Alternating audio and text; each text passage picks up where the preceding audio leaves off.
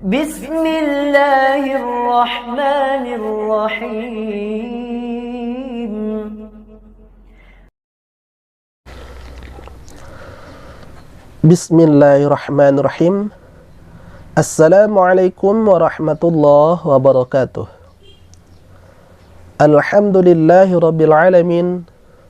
Wassalatu wassalamu ala asyrafil anbiya'i wal mursalin wa ala alihi wa sahbi rasulillahi jama'in. Berjumpa lagi dengan channel kita Ruqyah Azza. Pada hari ini kita akan mencoba berbagi tentang sebuah pembahasan, yakni jin intiqam. Apa itu jin intiqam? Jin intiqam adalah jin yang melakukan aksi balas dendam terhadap manusia. Kenapa jin bisa melakukan aksi balas dendam terhadap manusia? Ada memang beberapa faktor yang melatar belakangi mereka dendam terhadap manusia. Nah, pada hari ini, inilah kita akan coba bahas. Inilah yang kita coba akan sampaikan di hadapan kita bersama. Ikhwah fillah rahimakumullah, di samping dendam dari nenek moyang mereka, yakni iblis, ada faktor lain yang melatar belakangi kenapa mereka bisa dendam terhadap manusia. Terkadang seseorang mengalami kesurupan, kemudian mengalami sebuah penyakit yang tidak terdeteksi oleh medis. Terkadang itu disebabkan oleh dendam mereka terhadap manusia. Ikhwah fillah rahimakumullah, paling tidak pada video kali ini kita akan menyampaikan ada 10 faktor kenapa mereka dendam terhadap manusia. Yang pertama adalah ketika manusia menumpahkan air panas, tidak menyebut asma Allah. Baik ditumpahkan di pekarangan rumah, di wastafel, ataupun ditumpahkan di WC. Ketika menumpahkan tidak menyebut asma Allah. Terkadang air panas tersebut menimpa mereka, menyakiti mereka. Terkadang juga tersiram anak-anak mereka yang sedang bermain. Maka ketika kita menumpahkan air panas, maka hendaklah menyebut asma Allah, menyebut bismillah, niscaya mereka akan menghindar. Ikhwah fillah rahimakumullah, ini yang pertama. Adapun yang kedua adalah ketika manusia membuang hajat, baik buang air besar maupun air kecil, di lubang-lubang ataupun yang banyak serangganya. Ikhwah fillah rahimakumullah, terkadang mereka berada di sana ataupun rumah mereka berada di sekitaran situ. Sama halnya kita manusia, kalau ada orang pipis, kalau ada orang buang air besar di pekarangan rumah kita, pasti kita akan tersinggung. Mereka juga sama. Mereka juga memiliki perasaan itu, sama halnya kita manusia. Terkadang mereka menyakiti, merasa tersakiti oleh kita. Nah, ketika kita melakukan hal ini, ya, maka lihat-lihatlah di mana kita buang air besar ataupun buang air kecil. Jangan-jangan nanti mereka berada di sana. Jangan sampai menyakiti hati mereka, sehingga mereka pun melakukan penyerangan terhadap kita manusia. Yang kedua. Adapun yang ketiga, waspadalah menyakiti binatang, terutama di malam hari. Ya, menyakiti binatang seperti anjing, kucing, ataupun hewan lainnya. Ya, terkadang mereka itu menyerupai binatang tersebut. Ya, terkadang mereka menyerupai binatang tersebut seperti ular umpama ataupun anjing.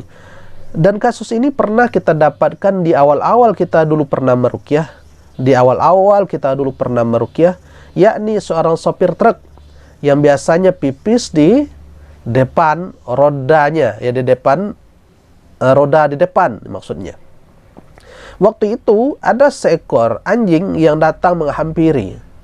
Ya, karena risih, sopir truk ini melempar itu anjing sehingga anjing itu kabur. Ya, kemudian tidak lama sopir ini kejang-kejang seperti seolah-olah orang mendapati penyakit ayan ataupun epilepsi. Ketika dicek di dokter, alhamdulillah tidak ada vonis yang diperkirakan oleh dokter ataupun diperkirakan oleh familinya. Ketika diruqyah ternyata itu jin yang beraksi dalam tubuhnya.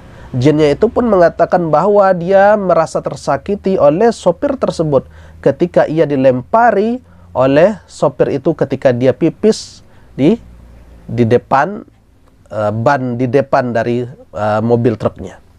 Ikhwatiddin rahimakumullah, maka waspadalah ketika kita berjumpa binatang di malam hari, terutama anjing ataupun ular, waspada, jangan-jangan itu adalah penjelmaan dari mereka. Ini yang ketiga. Adapun yang keempat, membunuh ular di dalam rumah ya tanpa peringatan sebelumnya. Ini pernah terjadi di zaman Rasulullah SAW ketika seorang pemuda setelah perang Khandaq selesai, kemudian ia pamitan kepada Rasulullah. Kemudian Rasulullah mengatakan, bawalah tombakmu, saya khawatir nanti kamu dicegat oleh orang Yahudi. Ya, kemudian dia bawa tombaknya, kemudian dia mendapati istrinya di depan rumah, kemudian muncul rasa kecemburuan terhadap istrinya. Kemudian kata istrinya, cobalah lihat dulu ke dalam. Ketika pemuda ini melihat ke dalam, ternyata di dalam rumahnya ada seekor ular yang melingkar, ular besar melingkar. Dengan cepat pemuda ini menombak ular tersebut, kemudian ular itu mati, pemuda ini pun mati.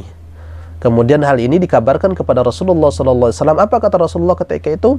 Sesungguhnya di Madinah ini banyak dari golongan jin yang telah masuk agama Islam. Ketika kalian mendapati ular di dalam rumahmu, maka peringatilah dengan 3 kali peringatan. Ataupun dalam redaksi lain dengan 3 hari peringatan. Jikalau dia pergi, sesungguhnya itu adalah dari bangsa jin. Kalau dia tidak pergi, maka bunuhlah, kata Rasulullah, finama wa syaitan, maka sungguhnya dia itu adalah syaitan. Ya waspada juga, karena kadang jin muslim yang menyerupai ular. Ya, makanya diberi peringatan dengan 3 kali peringatan. Ya, biasanya kalau itu bangsa jin, mereka akan paham dan mengerti. Tapi kalau tidak, maka bunuhlah. Nah, ini adalah etika dan adab kita dalam Islam ketika kita mendapati ular di dalam rumah kita. Peringatkan dengan 3 kali peringatan. Ikhwatiddin rahimakumullah. Kemudian faktor yang kelima, kenapa jin bisa dendam terhadap manusia adalah, ya biasanya manusia sering teriak-teriak, kemudian menyanyi-nyanyi di dalam WC, serta menangis di dalam WC, ya. Karena memang adab kita seorang muslim tidak dibenarkan bercakap-cakap, tidak dibenarkan bernyanyi-nyanyi di dalam WC, teriak-teriak apalagi, karena memang WC adalah tempat mereka. Ini diantara adab dan etika kita berada di dalam WC. Dan memang ini adalah ajaran dari agama kita, bahwa kita tidak selama dalam WC kita tidak dibenarkan untuk bercakap-cakap. Ini adalah bentuk adab kita ya terhadap ya apa yang telah disampaikan oleh agama kita. Ikhwatiddin rahimakumullah. Adapun faktor yang keenam adalah melompat ataupun jatuh dari ketinggian tanpa menyebut nama Allah dan menimpa mereka yang berada di tempat tersebut. Ya, ketika kita terjatuh, ya, kemudian menimpa mereka, ini juga bisa menyebabkan mereka bisa balas dendam kepada kita manusia. Ya, terkadang ketika kita melompat di suatu tempat, umpama ketika kita menyeberang menyeberang kali kecil, umpama dengan melompat, ternyata mereka ada di seberang sana. Maka apapun yang kita lakukan di alam terbuka, maka seyogyanya membaca bismillah, ataupun dengan membaca a'udzu bikalimatillahi tammati min syarri ma khalaq. Karena kita hidup berdampingan dengan mereka. Terkadang ya mereka, karena kita tidak bisa melihat mereka, ya di sanalah kita perlu waspada dan berhati-hati, jangan-jangan mereka berada di tempat tersebut. Maka sekali lagi, apapun yang kita lakukan kegiatan di luaran rumah, maka hendaklah mengucapkan selalu bismillah. Ataupun ketika kita berada di tempat yang baru yang melakukan kegiatan di sana, maka bacalah a'udzu bikalimatillahi tammati min syarri ma khalaq. Ini yang diajarkan oleh Rasulullah. Baca hingga 3 kali. Insyaallah kita akan terhindar dari kejahatan mereka. Kemudian yang ketujuh adalah ketika seseorang melemparkan batu ke sumur atau ke tempat yang kosong, ataupun mungkin kita yang sering bermainan di di laut, ataupun yang sering bermainan di sungai, kita biasanya sering melemparkan batu ke sungai. Nah, ini waspada, khawatir nanti mengenai mereka. Ya, waspada, khawatir nanti mengenai mereka. Ketika kita melempar batu, waspada mengenai mereka. Ya, kita boleh-boleh saja bermain, tetapi tentunya sekali lagi ini bukan dalam rangka untuk menakut-nakuti, tidak. Kita tidak boleh takut kepada siapapun kecuali kepada Allah Subhanahu wa taala. Namun, ya, kita hidup di dunia ini berdampingan. Kita tentunya mempunyai adab, akhlak. Mempunyai adab dan akhlak. Nah, akhlak dan adab inilah yang mesti kita lakukan supaya makhluk lain tidak tersinggung, supaya makhluk lain tidak tersakiti oleh kita. Ya, karena kita hidup bukan kita sendiri saja, tapi ada alam lain, ada makhluk lain yang hidup di muka bumi ini, dan saling saling menjaga adab dan etika. Ya, biasanya seperti yang kita ketahui, dimanapun bumi dipijak, di situ langit dijunjung. Artinya kita bukan untuk takut kepada mereka, kemudian apalagi membaca permisi mbak, permisi karuhun atau segala macamnya. Tidak seperti itu. Ini adalah dalam rangka, ya, menerapkan adab-adab di dalam Islam. Ikhwan fiddin rahimakumullah. Kemudian kita masuk ke 8, yakni menyemprotkan pestisida di sebuah tempat. Ketika kita menyemprot umpama di ladang ataupun di sawah, maka dahuluilah dengan membaca bismillah. Khawatir nanti mengenai mereka sehingga mereka tersakiti. Kemudian yang 9 adalah melakukan kemaksiatan di tempat sunyi.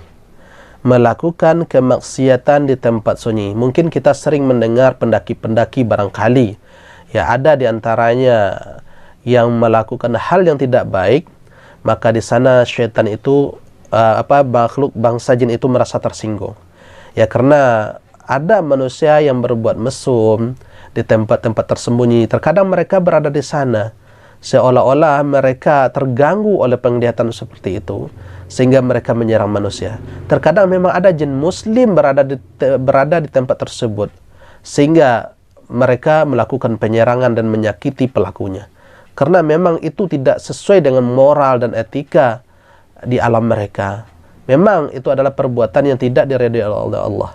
Nah, ketika itu perbuatan yang tidak diridhai oleh Allah kita lakukan, maka mereka pun ikut tersinggung. Apalagi yang berada di sana itu adalah jin muslim. Ya, waspadalah ya ikhwah. Ya, karena ya bukan hanya jin itu yang iseng dan resek menyerang kita, tetapi kitanya juga yang iseng dan resek terhadap mereka. Ikhwan fillah rahimakumullah. Adapun faktor yang terakhir adalah menempati tempat yang sudah mereka tempati. Ya, semisalan dulunya di tempat tersebut adalah kuburan, ataupun dulunya di tempat tersebut yang dikenal mereka orang-orang adalah tempat-tempat tinggal mereka, tempat-tempat wingit atau tempat-tempat angker lah seperti itu. Kemudian manusia bertempat tinggal di situ, maka biasanya mereka itu akan melakukan perlawanan, melakukan penyerangan terhadap manusia. Ini adalah 10 faktor kenapa mereka bisa melakukan aksi balas dendam kepada kita manusia. Ya, apapun yang kita sampaikan hari ini adalah bentuk penyampaian agar waspada terhadap gangguan dan dendam mereka terhadap kita manusia. Pada sejatinya kita hanyalah takut kepada Allah, namun perlu kita waspada akan serangan mereka kepada kita manusia, dendam mereka kepada kita manusia. Ya, apapun yang kita lakukan, aktivitas di luaran sana, di luar rumah ataupun di dalam rumah, apapun perbuatan yang kita lakukan itu, maka dahuluilah dengan membaca asma Allah. Bismillahirrahmanirrahim. Niscaya mereka akan menyingkir dan niscaya mereka akan menghindar. Barangkali ini dulu yang bisa kita sampaikan. Mudah-mudahan bisa bermanfaat. Subhanakallahumma wa bihamdika asyhadu an la ilaha illa anta astaghfiruka wa atubu ilaik. Wabillahi taufiq wal hidayah. Assalamualaikum warahmatullahi wabarakatuh. الحمد لله